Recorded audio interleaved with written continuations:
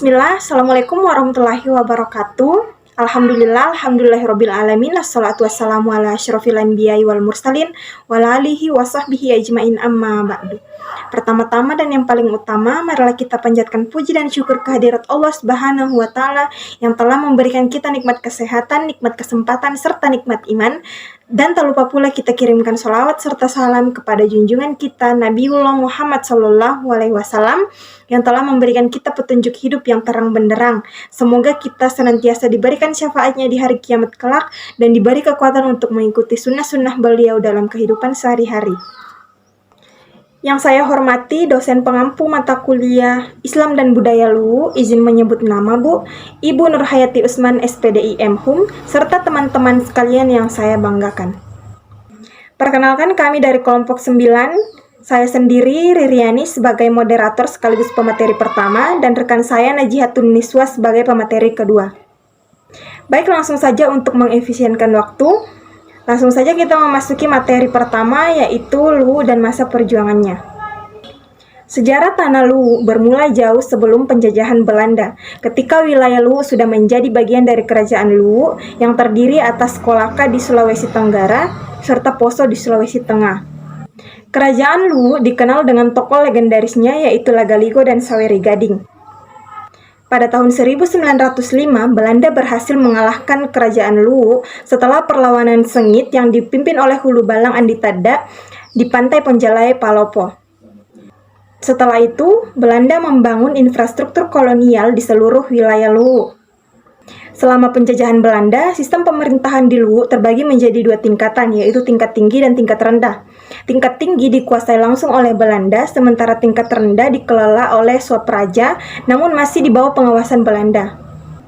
Setelah Belanda sepenuhnya menguasai LUU, wilayah LUU kemudian dibagi-bagi untuk kepentingan kolonial. Di LUU sendiri, dibangun sebuah afdeling dengan kepala yang disebut asisten residen yang berkedudukan di Palopo.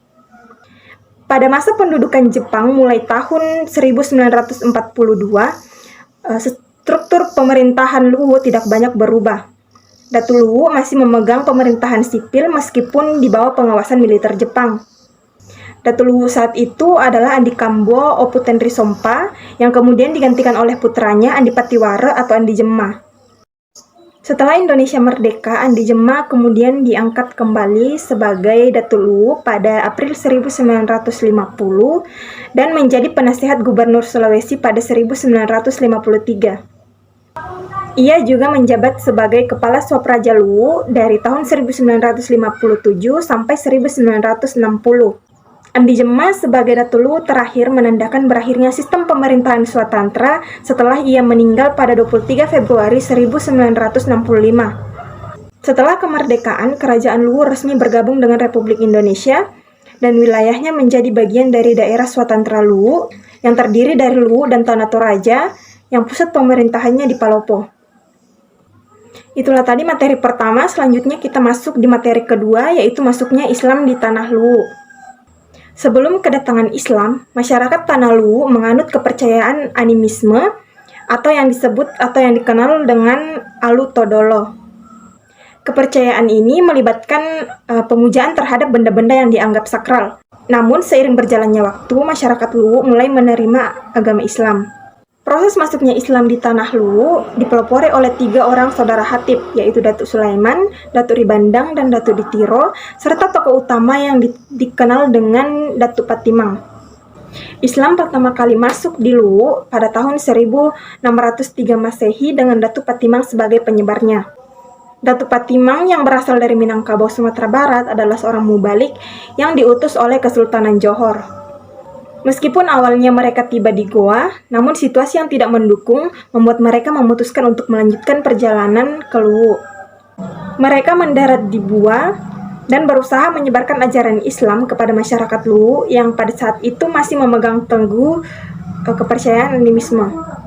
Setelah tiba di LUU, Datuk Patimang menemui Raja LUU, Payung LUU 15 Lepatiwara Daeng Parrebung, dan mengajaknya masuk Islam. Raja LUU awalnya menyambut baik kedatangan Datuk Patimang, namun menantangnya untuk adu ilmu. Dengan syarat jika Datuk Patimang menang, Raja akan memeluk Islam. Setelah melalui pertarungan ilmu, Ratu Patimang keluar sebagai pemenangnya dan raja menepati janjinya. Pada 15 Ramadan 1013 Hijriah atau 1603 Masehi, Raja Luwu mengucapkan 2 kalimat syahadat dan mengganti gelarnya menjadi Sultan Muhammad Mudaruddin. Kemudian diikuti oleh pejabat istana yang juga memeluk agama Islam. Itulah tadi pemaparan materi dari saya. Selanjutnya materi ketiga dan keempat akan dijelaskan oleh rekan saya Najihatun Niswa. Terima kasih atas kesempatan yang telah diberikan. Baik, materi selanjutnya yaitu penyebaran agama Islam di Tanah Luwu. Penyebaran Islam di Sulawesi Selatan dimulai oleh pedagang Arab yang memanfaatkan jalur maritim dengan kerajaan Gorontalo sebagai penghubung pertama. Islam semakin diperkuat oleh kedatangan 3 ulama dari Minangkabau. Meskipun Gorontalo yang pertama mengenal Islam, kerajaan Luwu menjadi kerajaan pertama yang memeluk agama ini. Sebelum itu, masyarakat Luwu masih menganut animisme. Namun melalui pendekatan Islam, mereka mulai menerima ajaran tersebut. Proses Islamisasi dimulai ketika Datuk Sulaiman bertemu dengan Mardika Buah, yang setelah mengalami mimpi simbolis dan akhirnya memeluk Islam setelah ujian kesaktian dengan Datuk Sulaiman. Mardika Buah kemudian mengajak Datuk Luwu dan keluarganya untuk memeluk Islam, yang terjadi pada 15 atau 16 Ramadan 1013 Hijriah atau 1605 Masehi. Setelah itu, Datuk Sulaiman melanjutkan dakwah di Luwu hingga wafat dan dimakamkan di Patimang, Malangke. Sebagai penghormatan atas jasanya, beliau diberi gelar Datuk Patimang. Materi selanjutnya yaitu keadaan Islam saat ini di Tanah Luwu. Kedatangan Islam di Luwu tidak mengubah nilai sosial yang ada, melainkan memperkaya budaya lokal dengan mengintegrasikan unsur Islam. Pengaruh Islam saat ini tampak dalam beberapa hal, misalnya, yang pertama dalam kelahiran. Tradisi macera anak diganti dengan akikah sesuai syariat Islam, tetapi simbol lokal seperti pemotongan rambut di atas kelapa tetap dipertahankan. Yang kedua dalam perkawinan, tradisi seperti manu-manu tetap dijalankan dengan tambahan prosesi Islam seperti hatam Al-Quran dan pembacaan barsanji. Yang ketiga dalam kematian, praktik seperti penguburan barang kesayangan diganti dengan pemberian kepada masjid dan penguburan dilakukan sesuai syariat Islam. Tradisi doa malam ke-7 hingga ke-100 menggantikan ritual pra-Islam. Meskipun ada perubahan ritual, nilai-nilai budaya lokal tetap dihormati dan disesuaikan dengan ajaran Islam. Sekian dari saya kembalikan kepada moderator. Teman-teman, itulah tadi pemaparan materi dari kami. Jika ada yang ingin bertanya atau memberikan tanggapan, kami persilahkan.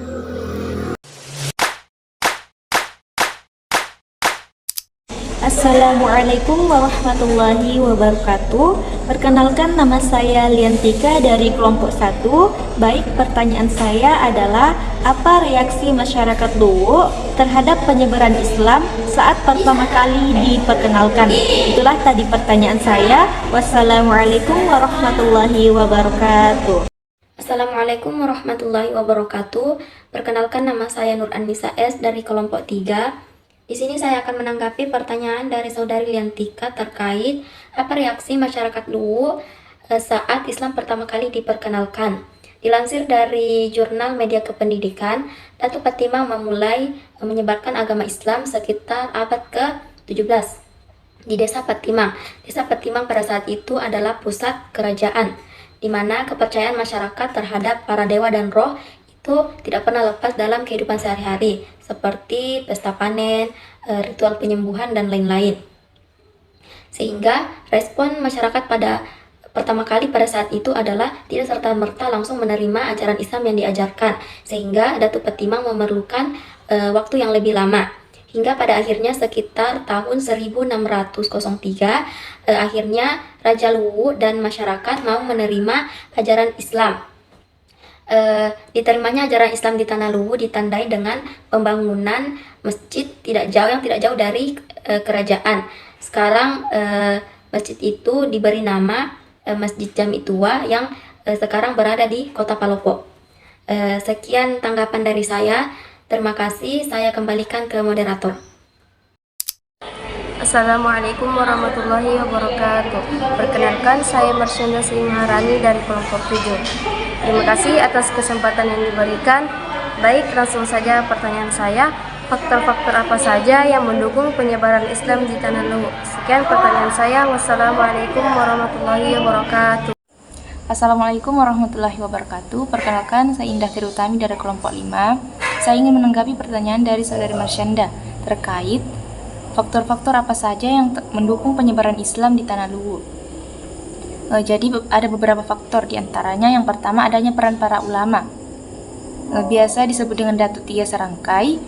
Diantaranya ada Datu Sulaiman, Datu Ribandang, dan Datu Ritiro. Mereka ini memiliki keahlian dan metode dakwah yang efektif. Tidak hanya menguasai ilmu agama, tetapi juga mampu beradaptasi dengan budaya dan adat istiadat setempat. Kemudian adanya dukungan kerajaan. Raja yang telah memeluk Islam kemudian memberikan dukungan kuat kepada rakyat terhadap penyebaran agama di Luwu. Yang ketiga, faktor ekonomi. Dalam perdagangan, kontak dagang dengan wilayah lain yang telah lebih dulu memeluk Islam sehingga mampu memperkenalkan Islam kepada masyarakat Luwu. Perkembangan ekonomi yang pesat di Luwu memberikan stabilitas dan memungkinkan masyarakat untuk lebih terbuka terhadap ajaran baru. Yang keempat, adanya pengintegrasian budaya. Islam di Luwu tidak menggantikan seluruh budaya lokal, melainkan berpadu dengan nilai-nilai adat istiadat yang ada. Hal ini membuat Islam lebih mudah diterima di masyarakat. Mungkin itu saja dari saya. Wassalamualaikum warahmatullahi wabarakatuh. Assalamualaikum warahmatullahi wabarakatuh. Perkenalkan, nama saya Indi Fadila dari kelompok 1. Terima kasih atas kesempatan yang diberikan kepada saya untuk memberikan pertanyaan. Jadi pertanyaan saya adalah bagaimana peran kerajaan Gorontalo dalam mendukung proses Islamisasi di wilayah Sulawesi Selatan. Sekian dari saya. Wassalamualaikum warahmatullahi wabarakatuh. Bismillahirrahmanirrahim. Assalamualaikum warahmatullahi wabarakatuh. Perkenalkan, nama saya Citra Parubak dari kelompok 4. Sebelumnya saya ucapkan terima kasih atas kesempatan yang diberikan kepada saya untuk menanggapi pertanyaan dari saudari Indi Fadila. Di mana untuk pertanyaannya yaitu terkait dengan bagaimana peran kerajaan Gorontalo dalam mendukung proses Islamisasi di wilayah Sulawesi Selatan. Nah, jadi peran kerajaan Gorontalo dalam mendukung proses Islamisasi di Sulawesi Selatan adalah dengan membangun Syah Bandar sebagai pusat perdagangan dan interaksi dengan pedagang Arab. Nah, hal ini memungkinkan penyebaran ajaran Islam melalui hubungan dagang dan diplomasi, sehingga menjadikan Gorontalo sebagai pusat awal penerimaan Islam di wilayah tersebut. Nah, mungkin itu saja dari saya serahkan kembali kepada moderator. Assalamualaikum warahmatullahi wabarakatuh. Perkenalkan, nama saya Hasni dari kelompok 10. Baik, di sini saya akan bertanya ke kelompok 9. Langsung saja pertanyaannya, apakah penerimaan Islam di Luwu menghadapi penolakan dari kelompok tertentu? Jika iya, bagaimana konflik ini bisa diselesaikan? Itulah tadi pertanyaan saya. Assalamualaikum warahmatullahi wabarakatuh. Bismillahirrahmanirrahim. Assalamualaikum warahmatullahi wabarakatuh. Perkenalkan, nama saya Mutia dari kelompok 3. Ingin menanggapi pertanyaan dari saudari Hasni. Pertanyaannya yaitu, apakah penerimaan Islam di Luwu menghadapi penolakan dari kelompok tertentu? Jika iya, bagaimana konflik ini diselesaikan? Jadi, penerimaan Islam di Luwu yang terletak di Sulawesi Selatan memang tidak sepenuhnya tanpa tantangan. Pada abad ke-16, Islam mulai diperkenalkan di Luwu melalui perantara pedagang dan penyebar agama yang datang dari kerajaan-kerajaan di sekitar Sulawesi. Meskipun ada sejumlah kelompok yang menerima Islam dengan cepat, ada juga yang menentang atau lambat menerima agama baru ini. Salah satu konflik yang muncul adalah penolakan dari kelompok yang mempertahankan kepercayaan animisme atau tradisi lokal mereka. Kepercayaan ini sudah lama berkembang di Luwu dan memiliki pengaruh kuat pada masyarakat setempat. Penolakan terhadap Islam seringkali terjadi di kalangan kelompok yang merasa bahwa Islam mengancam identitas budaya mereka. Namun, konflik ini akhirnya dapat diselesaikan melalui beberapa proses, termasuk adaptasi sosial dan politik. Salah satu penyelesaiannya adalah melalui proses asimilasi budaya, di mana Islam diterima tetapi juga dipadukan dengan beberapa elemen budaya lokal. Sebagai contoh, upacara adat yang sebelumnya dilakukan dalam dalam kerangka animisme, kemudian diadaptasi dengan ajaran Islam, seperti penggunaan doa dalam ritual-ritual tersebut. Selain itu, proses penyebaran Islam di Luwu juga dipengaruhi oleh kebijakan kerajaan setempat yang mulai menganut Islam. Pemimpin-pemimpin kerajaan seperti Raja Luwu memainkan peran penting dalam memperkenalkan dan menyebarkan Islam ke masyarakat luas. Seiring berjalannya waktu, pemimpin lokal yang sudah menganut Islam juga berusaha untuk mengurangi ketegangan dengan pendekatan yang lebih inklusif dan dialogis. Konflik yang terjadi antara kelompok yang mendukung Islam dan yang menentangnya akhirnya dapat diselesaikan melalui interaksi sosial yang panjang dan kebijakan yang lebih mengedepankan toleransi. Meskipun ada juga benturan-benturan kecil yang dapat dilihat sebagai bagian dari proses perubahan yang alami. Mungkin itu saja dari saya. Saya akhiri dengan wassalamualaikum warahmatullahi wabarakatuh. Assalamualaikum warahmatullahi wabarakatuh. Perkenalkan, nama saya Uswatun Hasanah dari kelompok 7 ingin bertanya. Kan tadi dikatakan bahwa kerajaan Luwu ini kerajaan pertama yang memeluk Islam.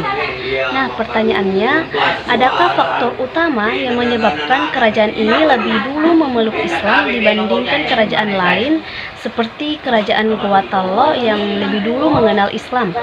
Itu saja pertanyaan dari saya. Terima kasih. Wassalamualaikum warahmatullahi wabarakatuh. Bismillahirrahmanirrahim. Assalamualaikum warahmatullahi wabarakatuh. Perkenalkan, nama saya Natasha Dewi. Saya dari kelompok 5. Baik, di sini saya akan menjawab pertanyaan dari Uswatun Hasanah. Di mana pertanyaannya itu apa faktor utama yang membuat kerajaan Luwu lebih cepat memeluk Islam dibandingkan kerajaan lain seperti Gowatalo yang sudah mengenal Islam lebih dulu? Jawabannya itu, kerajaan Luwu di Sulawesi Selatan dikenal sebagai kerajaan pertama yang memeluk Islam. Meskipun kerajaan lain seperti Gowatalo sudah lebih dahulu mengenal Islam. Faktor utama yang membuat Luwu lebih cepat memeluk Islam dibandingkan kerajaan-kerajaan lain adalah kombinasi dari pengaruh geografis, politik, dan sosial. Adapun contoh penjelasan faktor utamanya. Yang pertama itu posisi geografis dan perdagangan. Yang kedua, hubungan dengan penyebar Islam. Yang ketiga, kondisi sosial dan politik. Yang keempat, keterbukaan penguasa. Yang kelima, pengaruh budaya dan dakwah yang damai. Kerajaan Luwu lebih cepat memeluk Islam karena faktor strategis geografisnya, hubungan erat dengan para penyebar Islam, keterbukaan penguasa, dan pendekatan dakwah yang damai. Meskipun Gowatalo sudah mengenal Islam lebih dulu, proses internalisasi di Gowatalo membutuhkan waktu lebih lama karena adanya dinamika politik dan sosial yang lebih kompleks. Itu saja jawaban dari saya, kurang lebihnya mohon dimaafkan. Saya kembalikan ke moderator. Baik, kesimpulan dari materi kami adalah kedatangan Islam di Tanah Luwu pada 1603 Masehi membawa perubahan signifikan tanpa menghilangkan nilai budaya lokal. Penyebaran Islam dipelopori oleh 3 ulama, termasuk Datuk Sulaiman, yang berhasil mengislamkan Raja Luwu dan keluarganya. Islam diterima oleh masyarakat dengan menggabungkan ajaran Islam dan adat setempat, terutama dalam ritual kehidupan seperti kelahiran, pernikahan, dan kematian. Meskipun ada perubahan, nilai budaya Luwu tetap terjaga, dan Islam justru memperkaya budaya serta memperkuat identitas sosial masyarakat Luwu. Baik teman-teman, berakhirlah sudah sesi diskusi kita. Mohon maaf bila ada salah kata. Terima kasih atas pertanyaan dan tanggapan yang diberikan oleh teman-teman. Kami mengucapkan terima kasih.